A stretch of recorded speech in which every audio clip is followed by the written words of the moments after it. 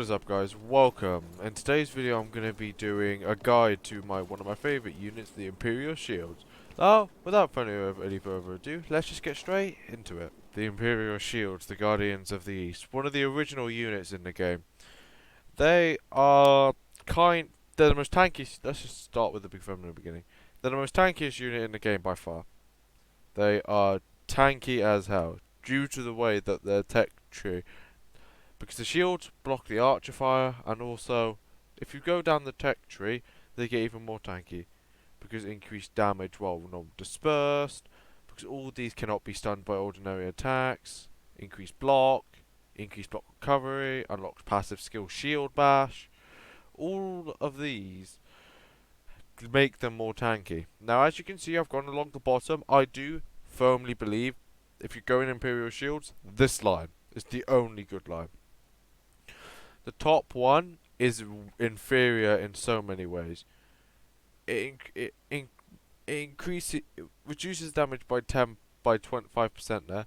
It gives you more damage, yes, but this is what the shields are about. Pure tankiness, and it gives you extra shields like shield bash. Gives you healing as well. It gives you, as you can see here, resonant. I can't say it. It restores 250 every per second, which means you even have a portable. That's the equivalent of a longsword's heal. You basically have a built-in longsword's heal with your tankiness. And here, increase. This is what makes them tanky. Increase all defensive by 20%. 20%. Do you know how much that is? That takes them from being mediocre at defense to king at defense. These guys, that's how good they are in defense. As you can see, these are their abilities. Get your standard shield push, cover commander, good ability, one of the main abilities you want in one of your shields. Then there's your healing. This is a sprint doctrine. This is optional. I would recommend putting a sprint on these guys just because they are sluggish as hell. Then this is their stats. You can pause the video to look at these. I'm not really going to fuss about them. About 800 and 700. See, look at these defenses. Not many things are going to be able to penetrate that.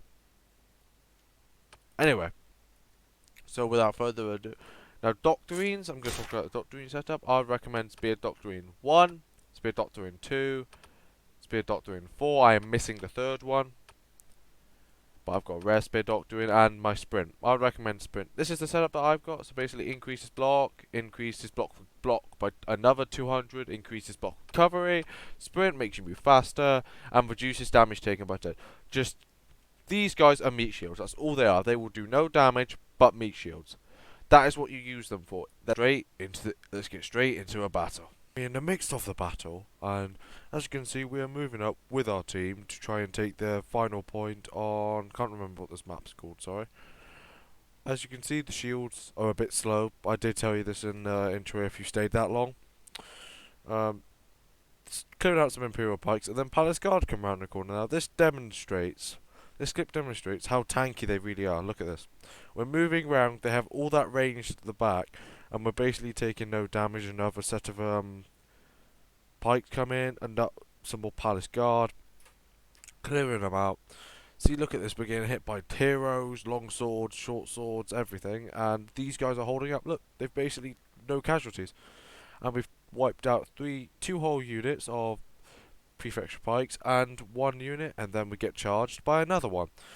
Alright, just feed yourselves to my unit then, I suppose. And then see, we take out another one. They charged into us and we take no damage. Look at it. Not one of our troops is dead. Now that is impressive for us. So yeah, as you can see, we're taking range fire now. I decided to pull back a little bit just to get my unit fully healed, because they have the self-heal obviously, and to heal myself up. Some stray Palace Guards start coming. This is why the self-heal is important, because they're so slow, as you probably saw in the first part of the match, is that they just, if you send them back to the supply point, they won't get back in time for the match. That's the thing, they won't. That's the pain in the arse with them, in my opinion, is that they're sluggish. I see some Fortebraccios moving around the corner. I could push them. Maybe I should, I don't really know, but in the end, I A little bit of hesitation on my part here, I do admit, I was hesitating. We could have probably took out the pikes. I decided against it due to that there was a long sword, short sword there. He could knock us down, and then and then they could get their pikes and start stabbing us in the back, which is where this unit takes the damage. And this clip is all about, if you look, I never take them out of cover commander. See, I never take them out of cover commander. This shows the strength of cover commander. With all that stuff stacking up, I used cover commander, and not one of them died. And you move them as a whole bunch. And look, they protect each other. There's the shields at the front, and then if they get through the front ones, the back ones defend the backs of the other ones.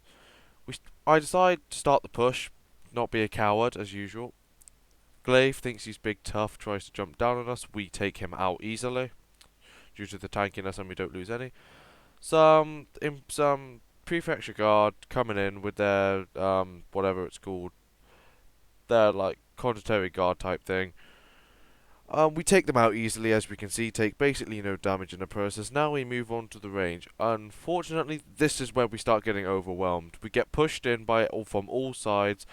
The problem is that the formation breaks, and the other shield unit, the Roman one, manages to get in our unit, which means they attack us from the back, and we get critted. We get overwhelmed at this point. I try and do my best as the hero to try and stop my unit from dying, but unfortunately it's not enough. My unit got overwhelmed, but you could see how tanky the unit was. How tanky it really was. It took on most of the units there and survived so long. Look, even some of them are still fighting now. They're dying off, but still.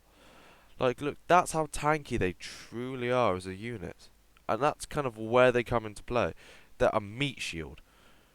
They're meant to be that one that sacrifices themselves to aid the team, because they're tanky enough to do it.